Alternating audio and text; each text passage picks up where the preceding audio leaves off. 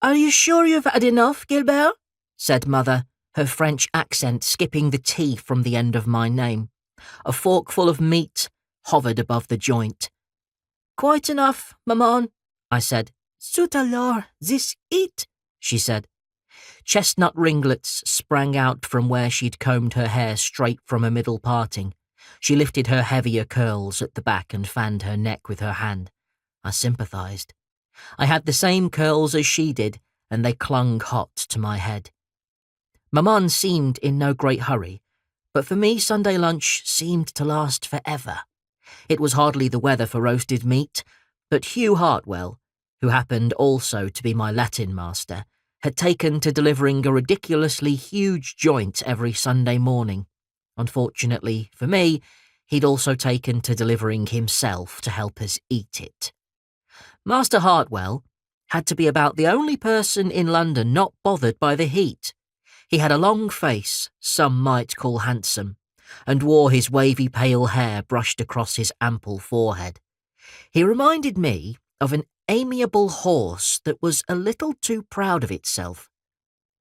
"Plaustrum arcesser non possum," said Hartwell, tapping his spoon against the table with each word. He was speaking Latin again, and I tried not to roll my eyes. Of course, I could translate perfectly well, and I didn't need him to call me a cart. "No, thank you, sir," I said, same as I always did. I knew Hartwell wanted me to reply in Latin, but lately I had been stubbornly refusing. The fact I spoke French often with Mother, and Latin was similar, meant I was probably his best student, but his praise was so tiresome. Every Sunday of summer he'd walked us back from church and stayed for dinner. Every week. Surely Maman could see what a bore he was. "We'll have to start you on Greek soon, young scholar," said Hartwell. "The language of Pythagoras, and of course, the Greek myths." "Oh, Hugh," said Maman, flicking him playfully with a cloth. "Not everyone wishes to devour languages as you do. Let the boy be." When the meal was finally over, Mother wrapped the rest of the joint in linen for me to carry in my satchel.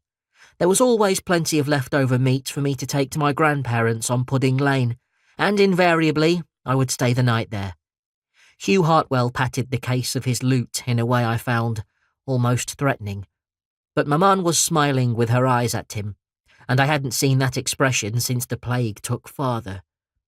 I wasn't sure whether I loved or hated her happiness around my Latin master, but the feeling was too strong to be anything in between.